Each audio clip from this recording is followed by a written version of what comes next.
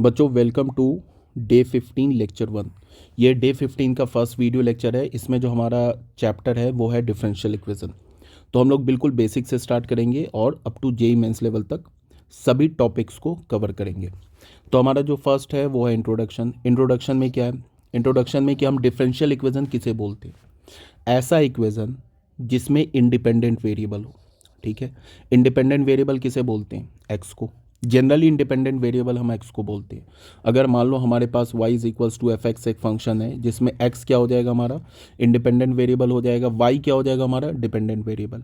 तो ऐसा इक्वेशन जिसमें इंडिपेंडेंट वेरिएबल हो, डिपेंडेंट वेरिएबल हो और डिपेंडेंट वेरिएबल का डेरिवेटिव हो इंडिपेंडेंट वेरिएबल के रिस्पेक्ट में, मतलब कि dy बाई डी एक्स हो। ठीक है, क्या बोला मैंने?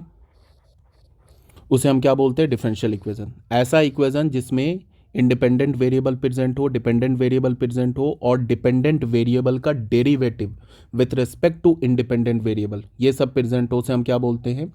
Differential equation. ठीक है, अब डिफरेंशियल इक्वेशन में बच्चे होता क्या है कि ये जो d y by d x है ये ऐसे भी हो सकता है, सेकंड डिग्री का भी आ सकता है, सॉरी सेकंड ऑर्डर का भी आ सकता है। ये भी हो सकता है कि d y by d x पे कोई रैशनल पावर हो, कुछ भी हो सकता है, 1/3 भी हो सकता है। मतलब कि इंडिपेंडेंट वेरिएबल, डिपेंडेंट वेरिएबल और डिपेंडेंट वेरिएबल का derivative with respect to independent variable, ये किसी भी ऑर्डर में, किसी भी डिग्री में कुछ भी हो सकता है। बट क्या नहीं होगा वो सुनो, सिर्फ पैरामीटर नहीं होगा। कांस्टेंट हो सकता है, पैरामीटर नहीं हो सकता डिफरेंशियल इक्वेशन में, याद रखना इस बात को। अब डिफरेंशियल इक्वेशन दो टाइप के आते हैं। एक डिफरेंशियल इक्वेशन हो गया ऑर्डिनरी डिफरेंशियल इक्वेशन और एक डिफरेंशियल इक्वेशन हो गया partial differential equation. Partial differential equation दूर दूर तक हमारे सिलेबस में नहीं है, बट एक बार हम लोग क्या करेंगे कि इसे बस होता क्या है ये जान के आगे बढ़ जाएंगे। हमें जो स्टडी करना है क्लास 12th में, वो करना हमें ordinary differential equation. Ordinary differential equation में क्या होता है कि हम जिस वेरिएबल के रेस्पेक्ट में डिफरेंशिएट करते हैं वो चेंज नहीं होता है। जैसे ये देखो, ये हमारा एक डिफरेंशियल इक्वेशन है, हम किस वेरिएबल के रेस्पेक्ट में डिफरेंशिएट कर रहे हैं? एक्स के रेस्पेक्ट में। एक्स हमारा क्या है? Independent variable. तो ये चेंज नहीं होता है, मतलब कि ये फिक्स होगा। ठीक है, यहाँ भी देख लो, यहाँ भी हमारा क्या है? ये फिक्स है।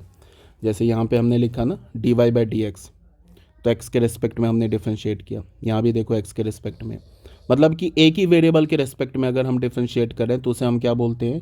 Ordinary differential equation. Ordinary differential equation ही हमारे सिलेबस में है, पार्शियल डिफरेंशियल इक्वेशन हमारे सिलेबस में नहीं है। ये भी ऑर्डिनरी डिफरेंशियल इक्वेशन है, देख लो हर जगह डी एक्स मिलेगा। पार्शियल डिफरेंशियल इक्वेशन में क्या होता है कि जो हमारा इंडिपेंडेंट वेरिएबल होता है ना, वो मोर देन वन हो सकता है। मतलब हम ऐसे बोले कि हम एक से ज़्यादा वेरिएबल के रेस्पेक्ट में डिफरेंशिएट करते हैं। जैसे यहाँ पे देखो डेल एक्स है, मतलब कि एक्स के रेस्पेक्ट में डिफरेंशिएट कर रहे हैं, यहाँ पे वाई के रेस्पेक्ट में डिफरेंशिएट कर रहे हैं। मोर देन वन वेरिएबल है जिसके रेस्पेक्ट में हम डिफरेंशिएट कर रहे हैं, तो ये हमारा है पार्शियल डिफरेंशियल इक्वेशन। ये हमारे सिलेबस में दूर दूर तक नहीं है, तो बस सुन लिया भूल गए। हमें क्या करना है? सिर्फ ऑर्डिनरी डिफरेंशियल इक्वेशन स्टडी करना है। ठीक है, अब होता है क्या है? Order and degree of differential equation. Order क्या होता है, डिग्री क्या होता है, ये ऑलरेडी आप जानते हो। ऑर्डर क्या होता है? Highest differential appearing in a differential equation.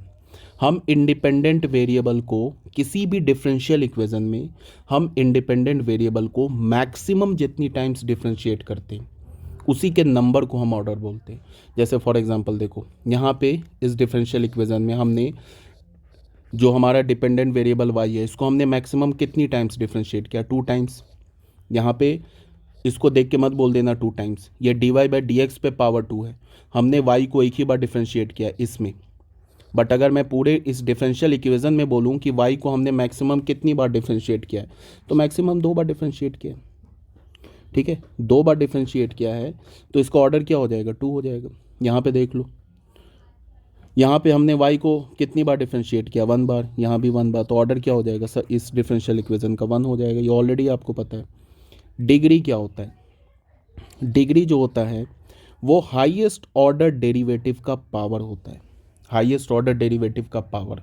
But condition क्या होता है उसके साथ? ये ऑलरेडी बोर्ड का है, ठीक है, तुम्हें समझ में आ रहा होगा मैं क्या बोल रहा हूँ। बट कंडीशन क्या होता है कि हम डिफरेंशियल इक्वेशन जो होगा ना, वो पॉलिनोमियल के फॉर्मेट में होना चाहिए।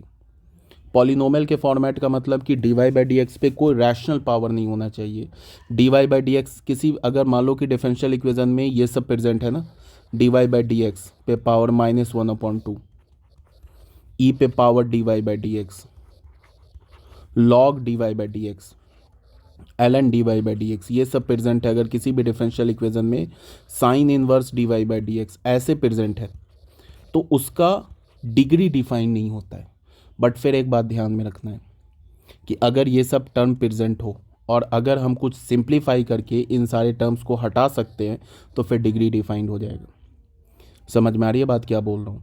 कहने का मतलब कि अगर differential equation d y by d x में पॉलिनोमियल है, अगर differential equation d y by d x में पॉलिनोमियल है तभी उसकी डिग्री डिफाइंड होती है। जैसे कहने का मतलब यह है बच्चे कि जो डिफरेंशियल इक्वेशन होगा ना उसमें ये सब टर्म प्रेजेंट नहीं होना चाहिए।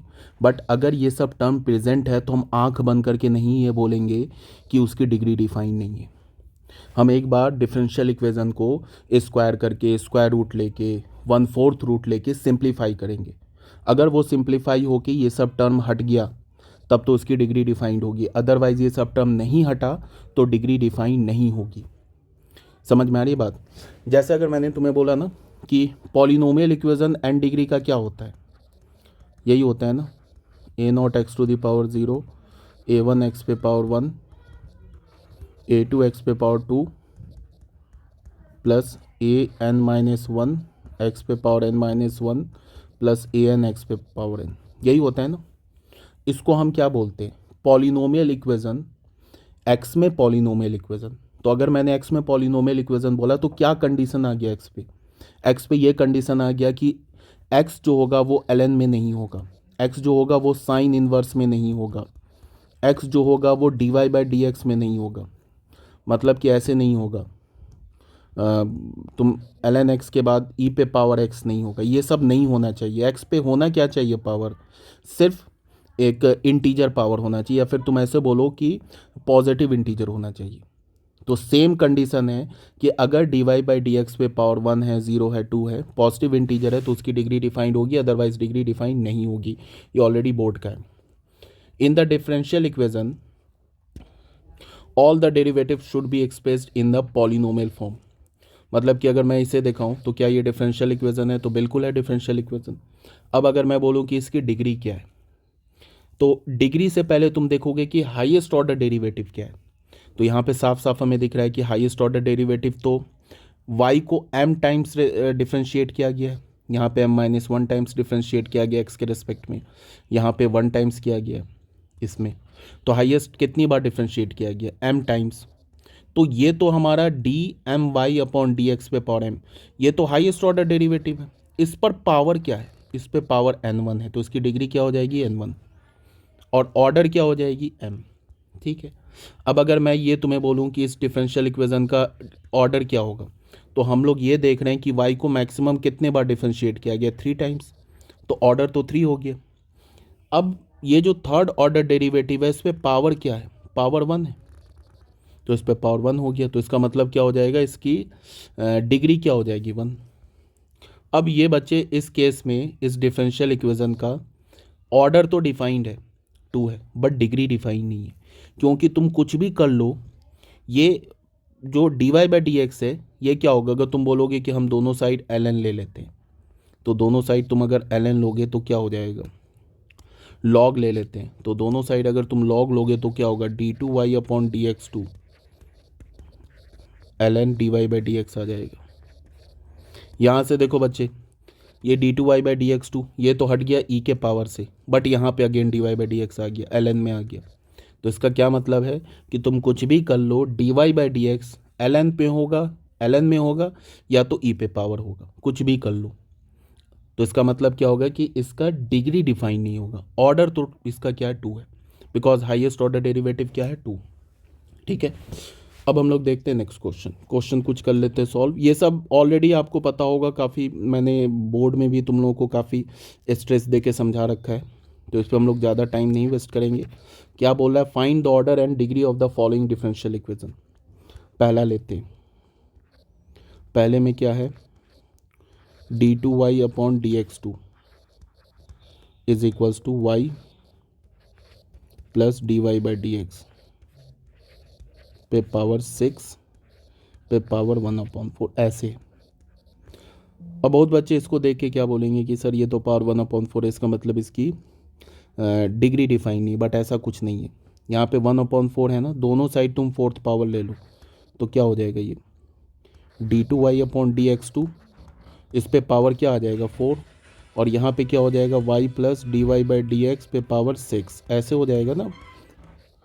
तो इस केस में इसका ऑर्डर क्या हो जाएगा, ऑर्डर हो जाएगा इसका 2, एंड डिग्री क्या हो जाएगा, एंड डिग्री हो जाएगा इसका, डिग्री हो जाएगा 4, डिग्री हो जाएगा, सॉरी, ऑर्डर इसका क्या हो गया 2 और डिग्री क्या हो गया इसका 4। ठीक है, हाईएस्ट ऑर्डर डेरिवेटिव यही है ना, इस पे पावर क्या 4, तो इसका डिग्री क्या हो जाएगा 4। अब आ जाओ सेकंड में, सेकंड में क्या है बच्चे, यहाँ पे y इज इक्वल्स टू ई पे पावर dy/dx और प्लस d2y/dx2, ये हमारे पास है। अब फिर इसको देखो, ई पे पावर है ना डेरिवेटिव, तो ऐसे हम नहीं बोलेंगे कि इसकी डिग्री डिफाइन नहीं होगी। यहाँ पे अगर तुमने दोनों साइड लॉग लिया तो ये क्या हो जाएगा dy/dx प्लस d2y/dx2। ठीक है, अब इसको देख के, इस लॉग को देख के मत बोलना कि इसकी डिग्री डिफाइन नहीं है, इसकी डिग्री डिफाइंड है। लॉग dy/dx लॉग में नहीं आ सकता है, बट y तो आ सकता है ना लॉग में, उसमें तो कोई प्रॉब्लम नहीं है। तो इस केस में इसका ऑर्डर क्या हो जाएगा, ऑर्डर इसका हो जाएगा 2, एंड डिग्री क्या हो जाएगा, हाईएस्ट ऑर्डर डेरिवेटिव क्या है d2y/dx2, इस पे पावर क्या 1, तो इसका डिग्री क्या हो जाएगा, इसका डिग्री हो जाएगा 1, ऑर्डर 2 एंड डिग्री 1। ठीक है, नेक्स्ट आ जाओ क्वेश्चन नंबर 3 में। क्वेश्चन नंबर 3 में क्या है, साइन, और क्या लिखा है, साइन dy/dx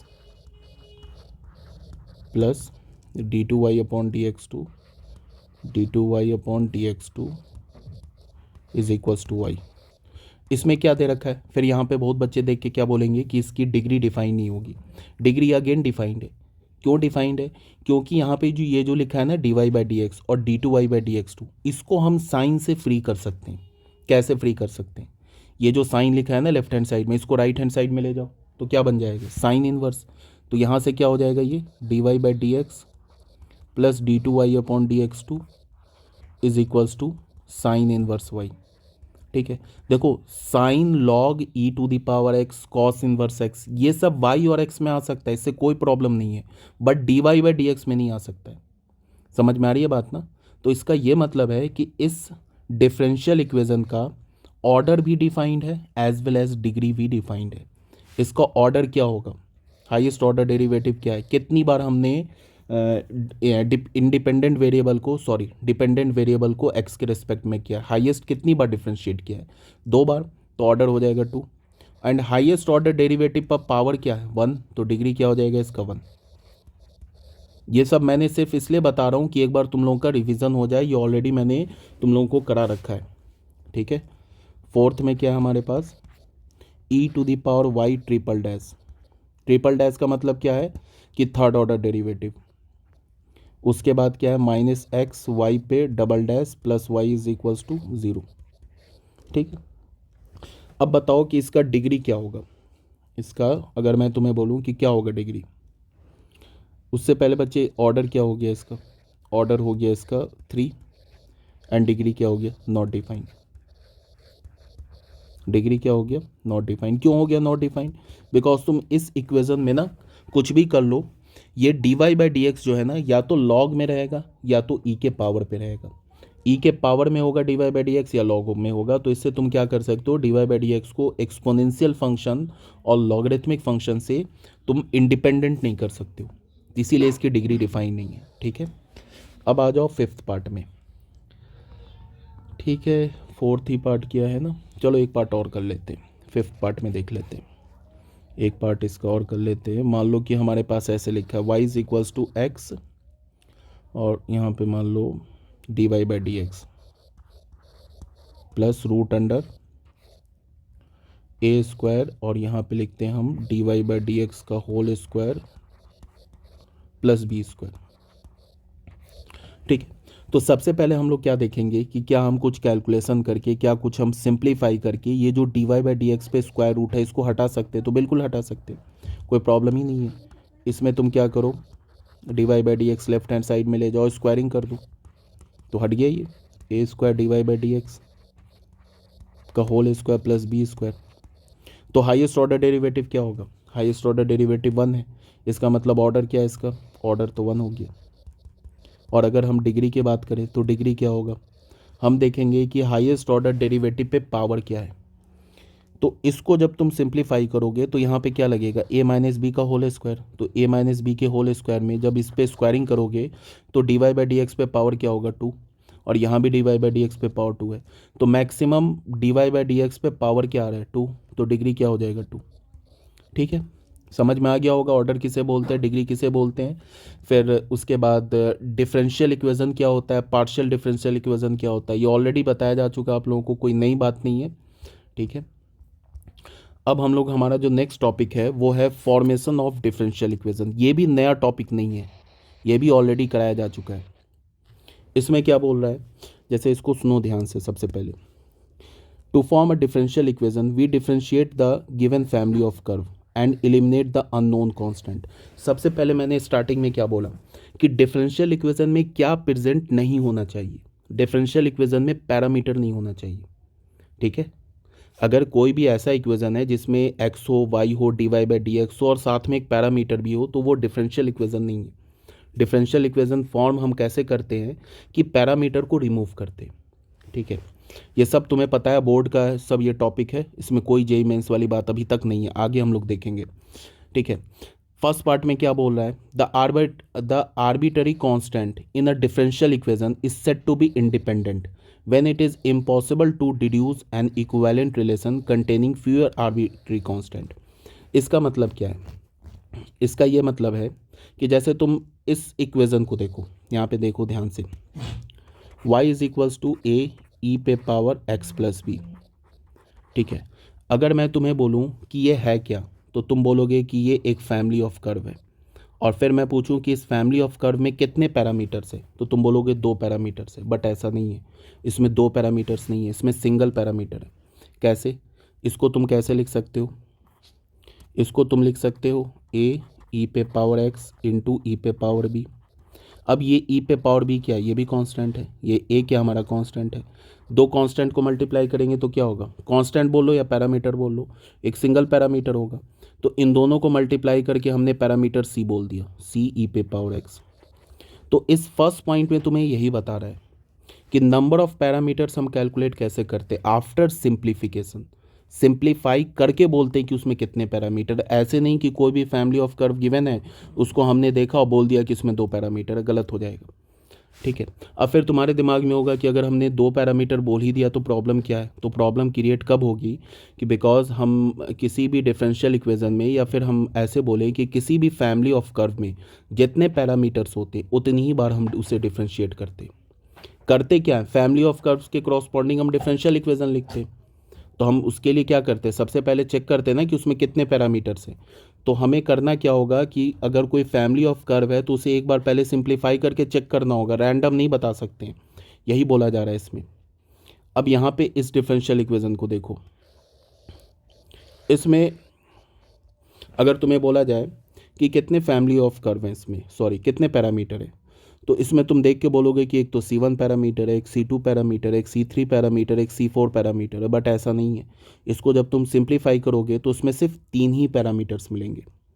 ठीक है, तो सिंप्लीफाई करने के बाद ही हम पैरामीटर बताते हैं। हम रैंडम मतलब डायरेक्ट इक्वेशन देखा पैरामीटर नहीं बोलते हैं, एक बार उसे हम सिंप्लीफाई जरूर कर लेते हैं। ये बोला जा रहा है पॉइंट नंबर 1 में।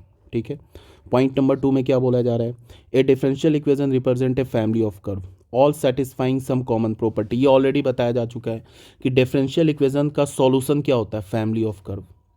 ये सबको काफ़ी स्ट्रेस देके आपको समझाया जा चुका है कि हम लोग करते क्या है, फैमिली ऑफ कर्व से डिफरेंशियल इक्वेशन लिखते हैं।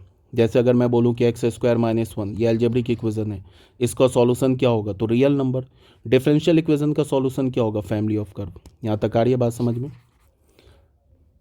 उसके बाद क्या बोला जा रहा है कि नेक्स्ट पॉइंट में क्या हमारे पास कि अगर हमारे पास किसी फैमिली ऑफ कर्व, जैसे ये लिखा ना हमने y is equals to a x, ये हमारा फैमिली ऑफ कर्व है। इस फैमिली ऑफ कर्व में कितने पैरामीटर्स हैं? इस फैमिली ऑफ कर्व में एक ही पैरामीटर है। तो हम लोग क्या करेंगे, जब इस फैमिली ऑफ कर्व के क्रॉसपॉन्डिंग डिफरेंशियल इक्वेशन लिखेंगे तो उसे कितनी बार डिफरेंशिएट करेंगे? एक ही बार डिफरेंशिएट करेंगे। ठीक है, यही सब बताया जा रहा है कि हम लोग क्या करते हैं, फैमिली ऑफ कर्व को नंबर ऑफ पैरामीटर्स को देख के, अगर 2 पैरामीटर है तो 2 बार डिफरेंशिएट करेंगे, 3 पैरामीटर है तो 3 बार डिफरेंशिएट करेंगे। उसके बाद डिफरेंशियल इक्वेशन फॉर्म कैसे करते हैं? पैरामीटर्स को एलिमिनेट कर देते हैं, तो जो हमारा एलिमिनांट होगा वही हमारा रिक्वायर्ड डिफरेंशियल इक्वेशन हो जाता है। ये सब तो ऑलरेडी आप लोगों को बताया जा चुका है। जैसे ये देखो क्वेश्चन नंबर 1 देखो, क्वेश्चन नंबर 1 में क्या है हमारे पास, क्या बोल रहा है कि form the differential equation of the following relation. ये हमारे पास क्या गिवन है, ये हमारे पास एक फैमिली ऑफ कर्व है, फैमिली ऑफ कर्व। ठीक है, बोल रहा है कि इस फैमिली ऑफ कर्व के क्रॉसपॉन्डिंग डिफरेंशियल इक्वेशन लिखो। तो सबसे पहले हम लोग क्या करेंगे, इस फैमिली ऑफ कर्व में देखेंगे कि कितने पैरामीटर्स हैं। पहले तो एक बार चेक कर लेंगे, ऐसा तो नहीं कि ये देखने में 2 पैरामीटर लग रहा है बट ये रियली में एक ही पैरामीटर हो। तो हमने बोला नहीं, इसको कुछ भी कर लो, कोई भी स्क्वायरिंग कर लो, क्या बोलते हैं स्क्वायर रूट ले लो, कुछ भी कर लो, ये ए और बी एक सिंगल पैरामीटर में कन्वर्ट नहीं होगा। मतलब ये 2 डिफरेंट पैरामीटर्स है।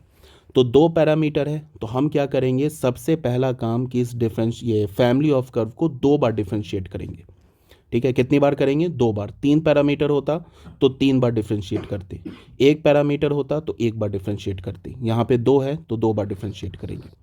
तो सबसे पहले हमारे पास फैमिली ऑफ कर्व क्या गिवन है, y is equals to a e to the power x plus b e to the power 2x। ये तो हमारा गिवन है क्वेश्चन में, इसको हमने फर्स्ट इक्वेशन बोल दिया। ठीक है, उसके बाद हमने एक बार इसको डिफरेंशिएट किया तो हमें क्या मिलेगा, a e to the power x plus 2b e to the power x 2x। ये हमारा सेकेंड इक्वेशन हो गया। फिर हमने इसे दोबारा डिफरेंशिएट किया तो हमें क्या मिल गया, d two y by d x two is equals to क्या मिलेगा, a e to the power x plus 4b e to the power 2x। ये हमारा थर्ड इक्वेशन हो गया।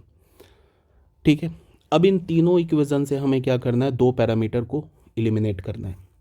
हमें पता है कि अगर हमारे पास नंबर ऑफ पैरामीटर n है और अगर हमें पैरामीटर्स का वैल्यू फाइंड आउट करना है तो हमें कितने इक्वेशन की ज़रूरत पड़ेगी, n इक्वेशंस की।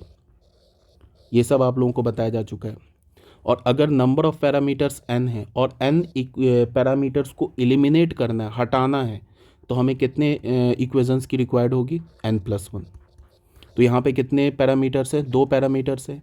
इन दोनों पैरामीटर्स को हटाना है तो 3 इक्वेशन की ज़रूरत पड़ेगी जो हमारे पास है। अब इन 3 इक्वेशन से पैरामीटर को एलिमिनेट कैसे करेंगे उसका कोई फॉर्मूला नहीं है, कोई रूल नहीं है, यहाँ पे दिमाग लगाना होगा। ठीक है, तो क्या करें, तो उसके लिए हमने इसको ऐसे सोचा, फर्स्ट इक्वेशन देखा, सेकेंड इक्वेशन देखा।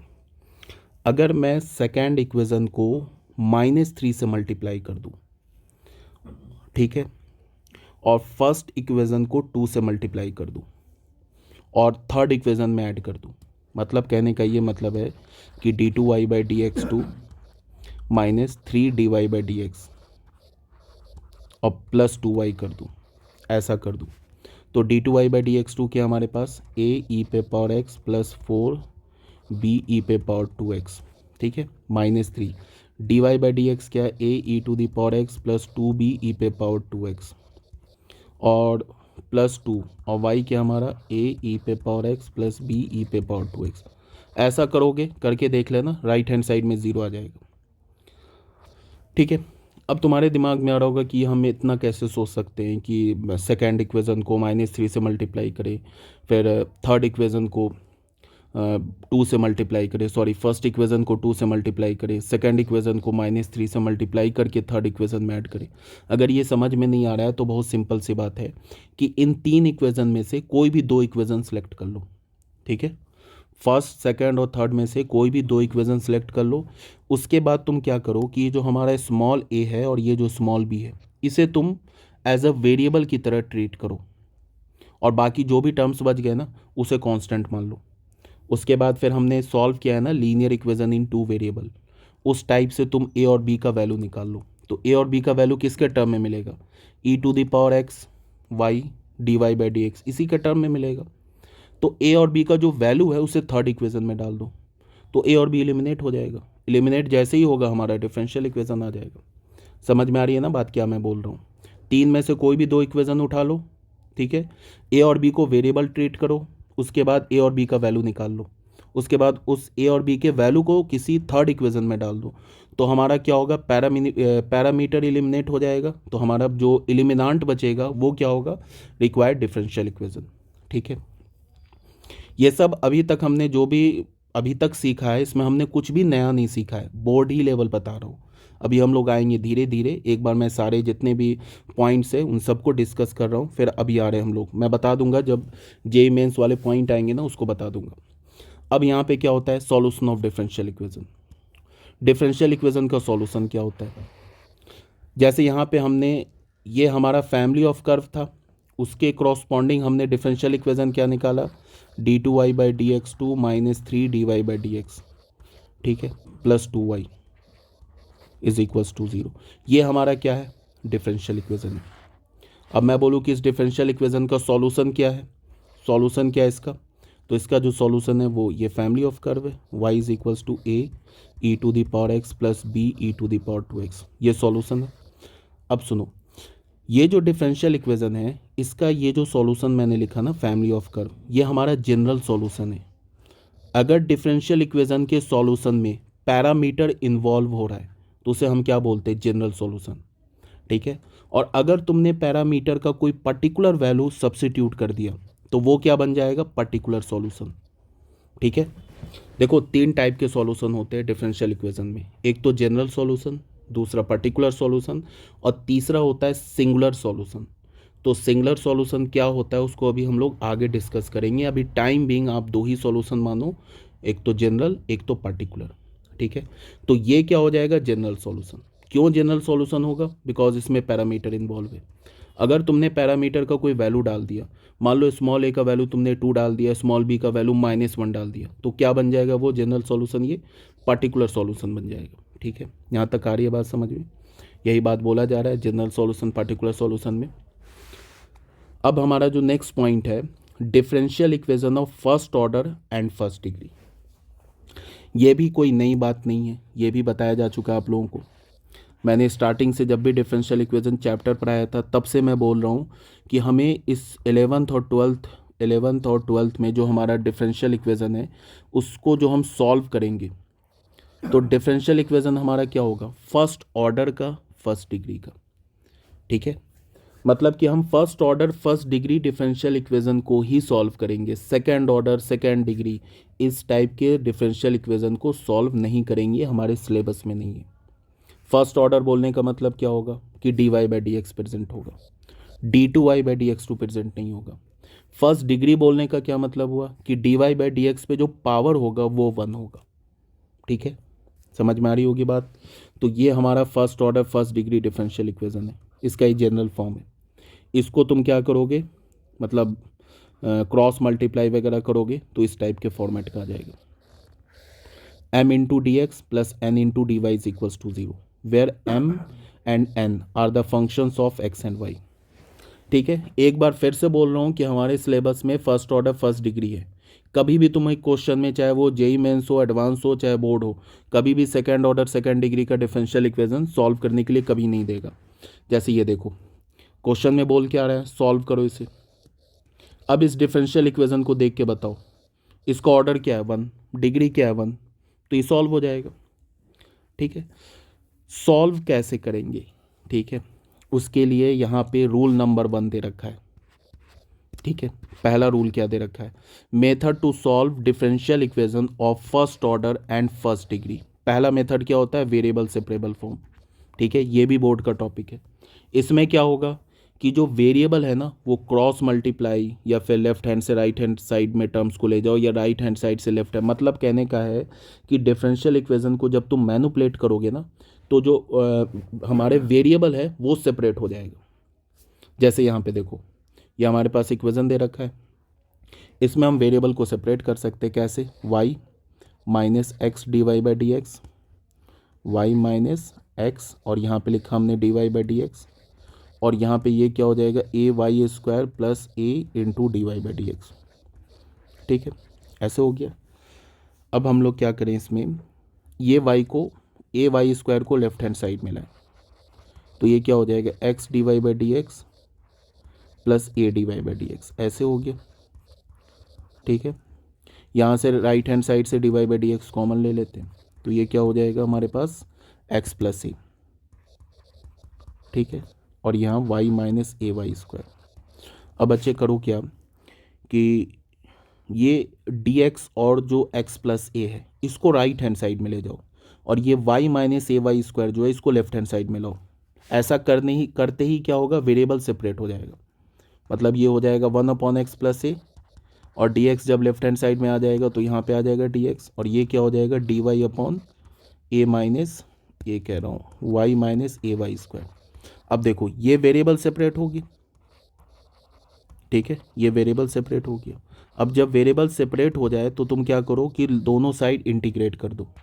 जैसे ही इंटीग्रेट करोगे तो हमें क्या मिल जाएगा, डिफरेंशियल इक्वेशन का सॉल्यूशन। कौन सा सॉल्यूशन मिलेगा, जनरल सॉल्यूशन मिलेगा, पर्टिकुलर सॉल्यूशन नहीं मिलेगा। ठीक है, तो इसका क्या होगा इंटीग्रल, इसका इंटीग्रल तो होगा ln x प्लस ए। ठीक है, और इसको तुम क्या कर सकते हो, यहाँ पे dy है ना, y कॉमन ले लो तो हो जाएगा 1 माइनस ए वाई। ठीक है, इसमें क्या लग जाएगा, बाई पार्ट्स लग जाएगा, सॉरी बाई पार्ट्स बोल रहा हूँ, पार्शियल फ्रैक्शन लग जाएगा। लगा लेने तो बहुत सिंपल है, ये हो जाएगा 1/y plus A upon 1 minus a Y, ऐसे हो जाएगा। क्या लगाया मैंने, पार्शियल फ्रैक्शन लगाया, तो हमें क्या मिल गया यहाँ पे ln x प्लस ए, और इसको अलग अलग इंटीग्रेट करेंगे तो ये क्या हो जाएगा ln y प्लस क्या हो जाएगा, a तो बाहर आ जाएगा यहाँ पे, और यहाँ पे होगा ln mod of 1 minus a y. फिर y का कॉफिशेंट क्या है माइनस ए, तो उसे डिवाइड भी करेंगे, एक कांस्टेंट भी ऐड करेंगे। ये सब में तो कैलकुलेशन में प्रॉब्लम नहीं आनी चाहिए, ये तो बोर्ड लेवल का कैलकुलेशन है। फिर हमने क्या देखा कि लेफ्ट हैंड साइड में भी ln है, राइट हैंड साइड में भी ln है, तो कांस्टेंट चाहे तुम c डाल दो तो भी चल जाएगा काम, कांस्टेंट तो चाहे तुम ln मॉड c डाल दो तो भी काम चल जाएगा, कोई प्रॉब्लम नहीं है। ऐसा नहीं कि अगर ये कोई रूल नहीं है कि लेफ्ट हैंड साइड में अगर ln है और राइट हैंड साइड में ln है तो हम कांस्टेंट ln c ही डालेंगे, c भी डालोगे तो सेम रिजल्ट मिलेगा, बट ln c डालने से क्या होगा कि कैलकुलेशन थोड़ा हमारा कम हो जाएगा। कैसे, वो अभी देख लो।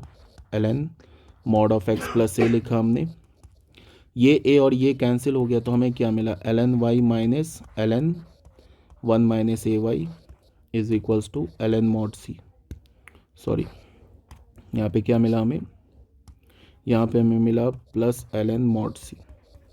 ln क्या है हमारा माइनस में है तो क्या हो जाएगा डिवाइड में आ जाएगा, तो ln क्या हो जाएगा y upon 1 minus a y plus ln c mod c।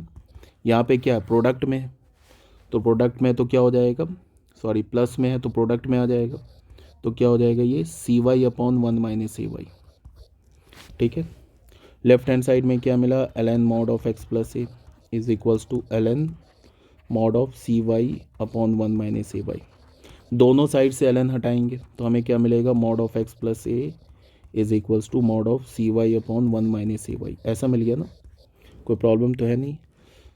अब दो साइड से दोनों साइड से जब तुम मॉड हटाओगे तो क्या होगा प्लस माइनस आ जाएगा, तो सी वाई क्या हो जाएगा सी y upon 1 minus a Y, ये किसके इक्वल हो जाएगा प्लस माइनस एक्स प्लस ए। हो गया हमारा आंसर आ गया। यहाँ से तुम सी वाई क्या लिख सकते हो plus minus x plus a into 1 minus a y.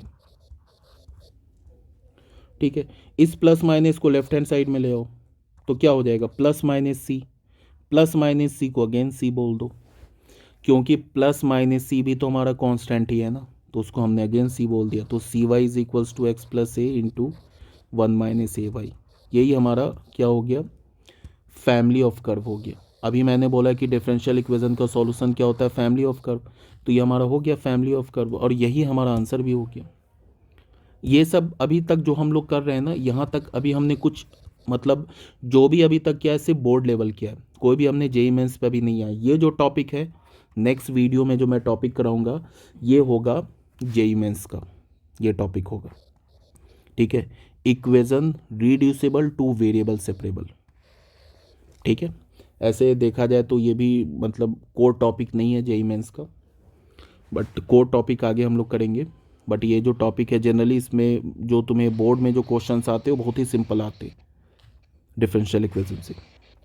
ठीक है, ओके।